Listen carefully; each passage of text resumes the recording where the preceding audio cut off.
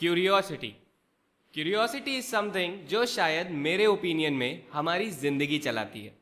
आप कितने क्यूरियस हैं किसी चीज़ को लेके, उसे आपके इंटरेस्ट समझ में आते हैं और फिर उन इंटरेस्ट को मैप करके अपने करियर गोल्स को और बेहतर करना, अपनी आइडियोलॉजीज़ को और बेहतर करना, अपनी नॉलेज बढ़ाना और दूसरों को कुछ सिखाना, क्योंकि जीना इसी का नाम है।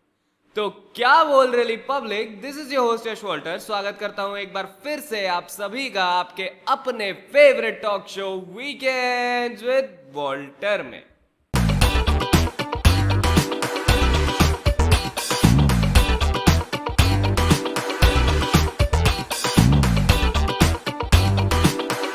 तो भाई आज के एपिसोड में भी हम बात इसी सीखने सिखाने पे करेंगे। क्यूरियोसिटी क्यों ज़रूरी है आपकी लाइफ लॉन्ग लर्निंग्स के लिए, और जिस पे बात करने आज हमारे साथ जुड़ रहे हैं श्री राम जी की जन्मभूमि अयोध्या नगरी से optimistic, curious and somewhat talkative Neeraj Agrahari.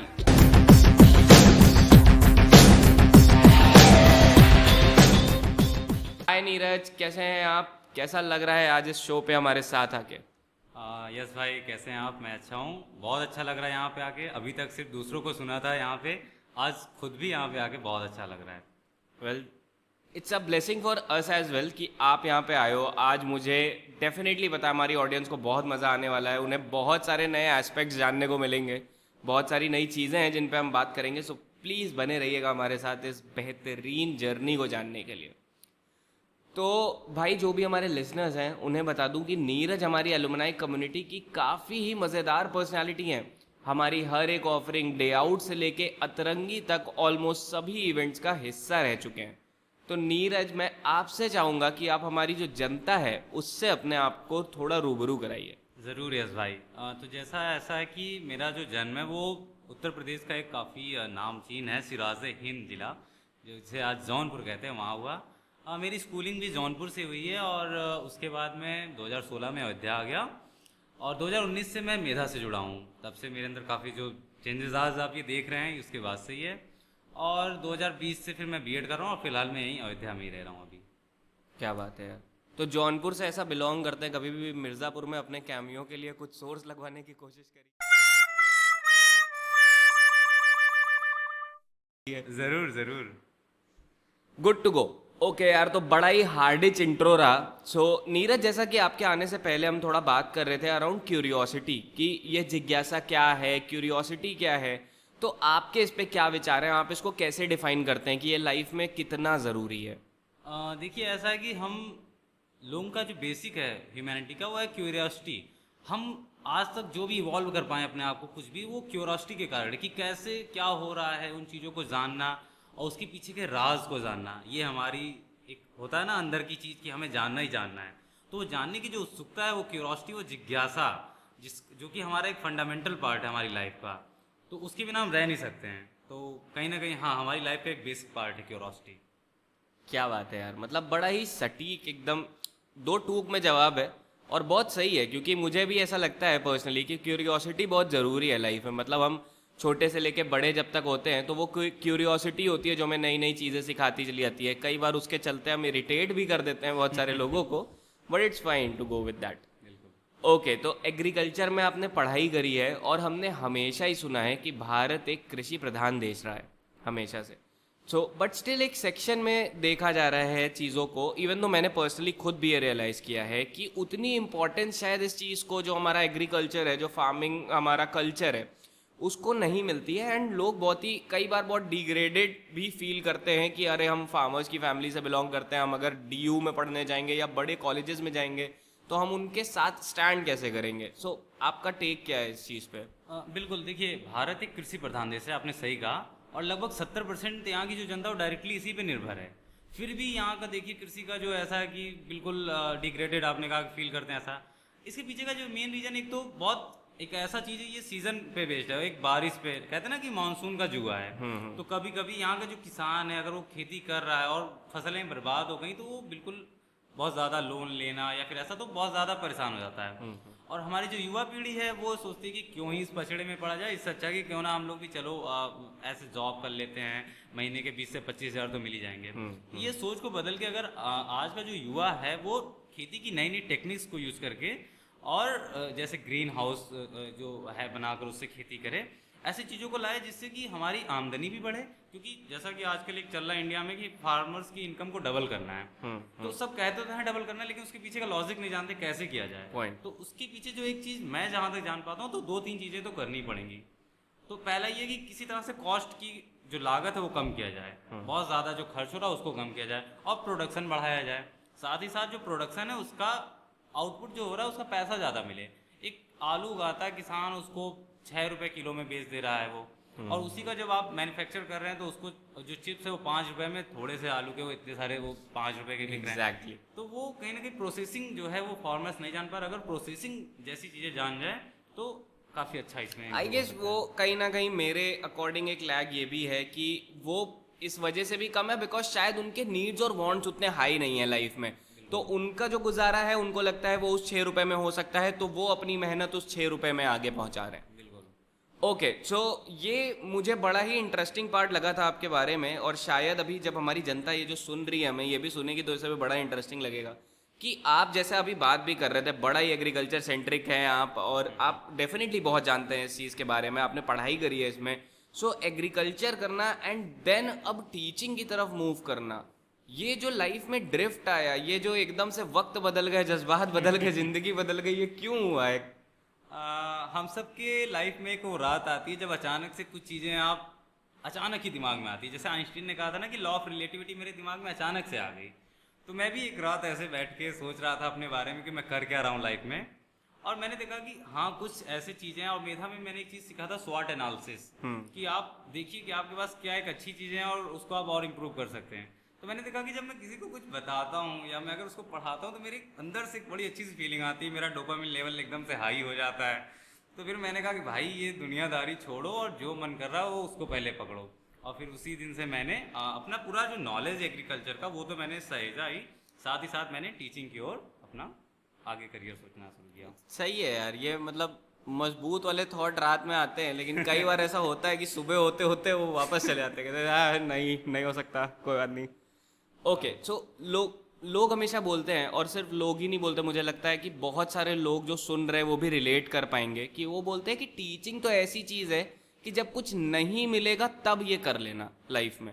मतलब लोग सलाह भी इसी तरीके की देते हैं कि अरे ये सब पहले अपना पढ़ाई ख़त्म कर लो, फिर कुछ नहीं हुआ ना तो इधर वाले स्कूल में टीचर लग जाना।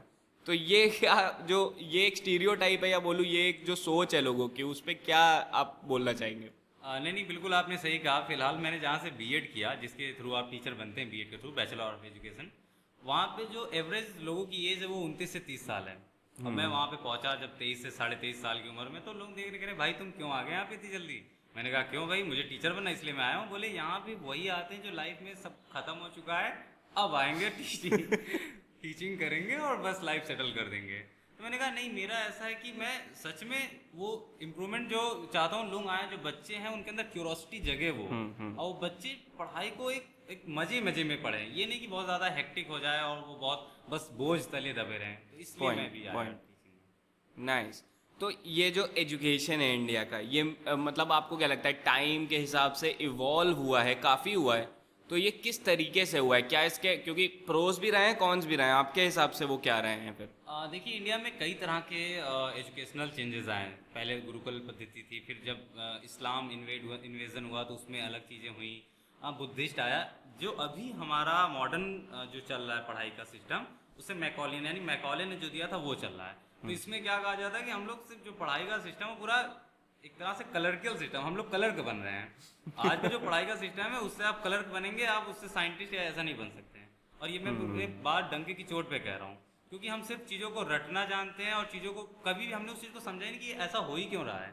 आखिर हम जो पढ़ाई कर रहे हैं उसका नेचर से क्या मतलब है, आखिर हम पढ़ क्यों रहे हैं। तो ये एक चीज़ मैं चाहता हूँ कि जब मैं आजकल मैंने देखा अभी 40 दिनों का मेरा जो इंटर्नशिप था, मैंने बच्चों को देखा वो बस रटे जा रहे हैं चीज़ों को कि 8 प्लैनेट हैं, अब उसके बारे में जानो आप कि क्या है वो, हम सेलेस्टियल बॉडी क्या है, क्यों ऐसे वो रोटेट हो रही हैं, तो ये चीज़ें मैं चाहता हूँ कि बच्चों में आए। एग्जैक्टली और मुझे ऐसा लगता है ये कहीं ना कहीं वो ओवरबर्डन ऑफ सिलेबस है जिसकी वजह से शायद वो क्रिएटिविटी किल हो रही है लोगों के अंदर की, कि वो शायद उसके बाहर एक्सप्लोर ही नहीं कर पाते, बिकॉज जब घर जाते हैं तो उनको होमवर्क दिखता है, होमवर्क के बाद ट्यूशन टीचर दिखता है, फिर उसका दिया हुआ होमवर्क दिखता है, फिर असाइनमेंट दिखता है, बिल्कुल। फिर बच्चा सिंचैन देखे कि नेचर देखे, क्या करे अब।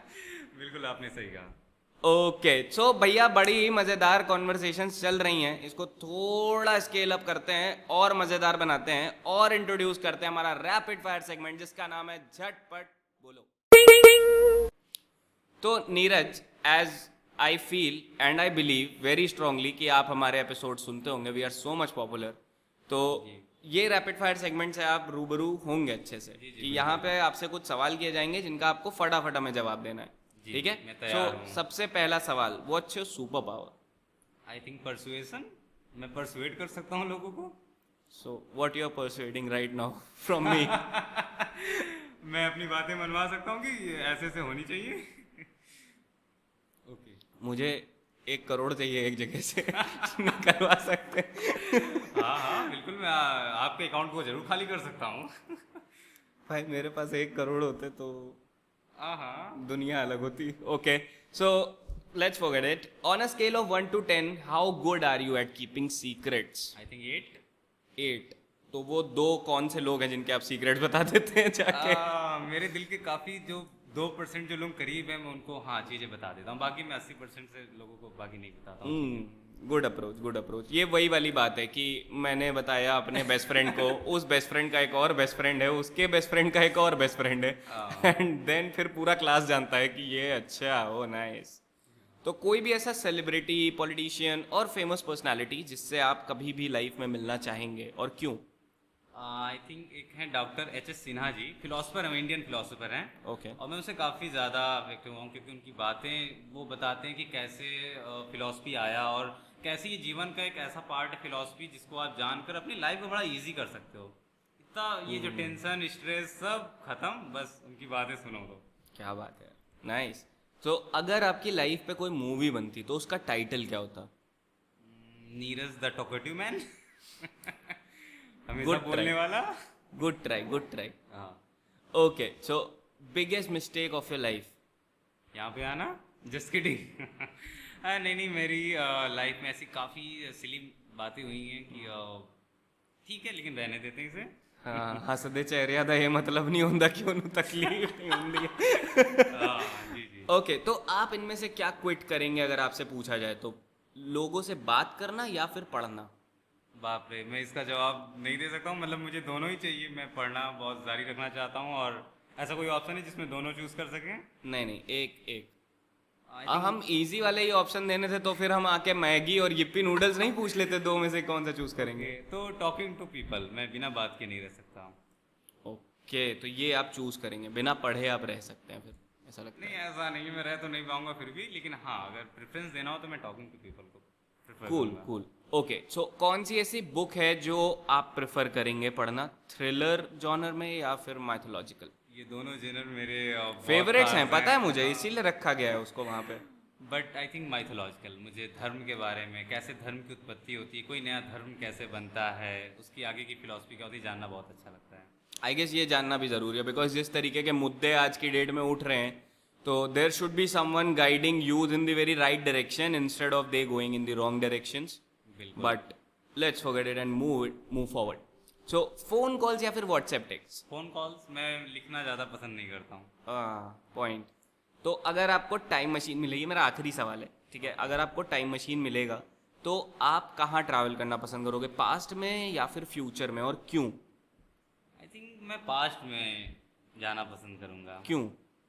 कुछ ऐसी यादें हैं, उसको मैं फिर से जीना चाहता हूँ। ओह भुला दो वो बातें पुरानी। ओके सो एक और सवाल मैं पूछना चाहूँगा, ये मैं अपने ऑलमोस्ट गेस्ट से पूछता हूँ, ये जनता की फरमाइश होती है, हमारा इसमें कोई हाथ नहीं होता। तो आपका फेवरेट होस्ट कौन है, कपिल शर्मा, करण जौहर या शॉल्टर? Yes Walter, definitely. इसके हमने कोई पैसे नहीं दिए इनको, ये अपने मन से बोल रहे हैं। Okay so that was damn amazing and hilarious segment, और here pops up a very very very important question जो मैं ऑलमोस्ट हम अपने हर गेस्ट से पूछते हैं, बिकॉज वो उस कम्युनिटी का हिस्सा हैं। और आपसे भी ये पूछना डेफिनेटली बनता है कि अगर आप एक स्टेज पे हैं और आपके पास 1 मिनट है और आपके सामने आपको सुनने के लिए पूरी दुनिया का या पूरे बोलूँ मैं पूरे इंडिया का, दोनों ही आप मान सकते हो, यूथ खड़ा है, तो आप उनसे क्या उस 1 मिनट में बात बोलना चाहोगे? कुछ एडवाइस, एनी मैसेज, एनीथिंग? अगर यूथ हैं तो उनसे तो मैं बस इतना कहना चाहूँगा, कभी आप अपना बचपना मत खोना अंदर से। ये बहुत ज़रूरी चीज़ है कि हम अपना बचपना खो रहे हैं। और ये आज की जो लड़ाइयाँ हो रही हैं जो धर्म के नाम पे, जो ये सब इसीलिए नहीं क्योंकि हम अपने बचपना को भूलकर बस एक रिजिडिटी ला दें अपने अंदर। तो अपनी फ्लेक्सिबिलिटी को बनाए रखिए, अपने बचपने को जीते रहिए। और दूसरी बात, कभी अपने क्यूरोसिटी को मत छोड़िए। जीवन में हमेशा क्यूरियस रहिए, हर चीज़ को जानने का इच्छा रखिए। अगर आपको कोई इस मामले में लेफ्टिस्ट समझे तो समझने दीजिए, लेकिन आप अपने आप को क्यूरियस रहने दीजिए। और प्लीज़ मत खोइए इस चीज़ को। ये ऐसी चीज़ है कि आगे आप अगर जितना ज़्यादा क्यूरियस रहेंगे, चीज़ों को जानेंगे, आपके अंदर की चीज़ें शांत होंगी और आप कभी रूढ़िवादी ऑर्थोडॉक्स लोगों की बातों को नहीं सुनेंगे। आप खुद से ट्रुथ को जानने का प्रयास कीजिए कि असल में सत्य है क्या। उसे दूसरे के बातों को मत सुनिए, उसे अपनी कसौटियों पे कसिए, फिर जानिए कि आखिर सत्य है क्या। क्या बात है यार, बहुत बहुत बहुत बहुत खूबसूरत नीरज, बहुत बहुत अच्छी तरीके से वो चीज़ों को फ्रेज किया। और आई गेस आज की डेट में ये मुद्दा उठाना बहुत ज़रूरी है कि हमारा यूथ क्या देख रहा है, क्या सुन रहा है। एंड डेफिनेटली यार, please have your opinion guys. मैं हमेशा ही, ये जो हमारा शो चलता है ये भी सिर्फ आपके लिए ही चलता है, जस्ट कि हम आप तक कुछ ऐसी कहानियाँ पहुँचा सकें जो हम तक पहुँचती हैं, हमें इंस्पायर करती हैं, हम चाहते हैं वो आप तक भी पहुँचें। और इसी तरीके की और कहानियाँ भी मैं लेके आता ही रहता हूँ। तो प्लीज़ प्लीज़ प्लीज़ अपने आप को इन सारे जो बोलते हैं ना स्टीरियोटाइप्स हैं छोटे छोटे, उनसे बाहर निकालिए, थोड़ा एक्सप्लोर करना चालू करिए, थोड़ा चीज़ों को जानना चालू करिए, क्यूरियस बनिए चीज़ों के लिए। बिकॉज आप जितना क्यूरियस बनेंगे आप उतना ही लर्न करेंगे, उतना ही आपका ग्राफ ऊपर जाएगा। और ये जो धर्म के नाम पर बहुत सारी चीज़ें चल रही हैं ना, ठीक है, not blaming any side, definitely सबके अपने ओपिनियंस हैं, सबके अपने कहीं ना कहीं मान्यताएं हैं।